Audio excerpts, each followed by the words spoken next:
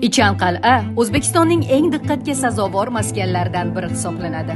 Majmuada sayyohlarni o'ziga jalb qiladigan 58 ta madaniy meros obyekti va arxeologik yodgorliklar, 28 dan ortiq ekspozitsiya, 56.670 ta tarixiy eksponat va ashyolar, 174 ta hunarmandchilik do'konlari mavjud.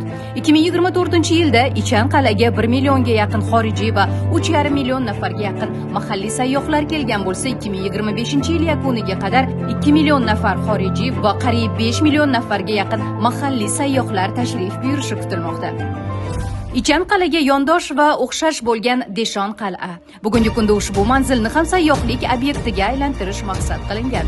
Umumiy uzunligi 6200 metr bo'lgan qal'a devorining afsuski hozirda 2000 metr qismi butunlay yo'qolib ketgan, 2500 metr qismi esa yaroqsiz holga kelgan.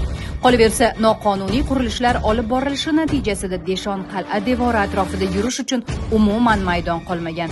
Tarixiy yodgorlikni saqlab qolish maqsadida Xiva shahrining Shixlar mahallasidagi 55 ta turar va noturar obyektlarni boshqa hududlarga ko'chirish belgilangan. Ularning o'rnida esa yashil maydonlar va yashil bog'lar barpo qilish, daraxt ekish, obodonlashtirish hamda ko'kalamzorlashtirish ishlarini olib borish ko'zda tutilgan.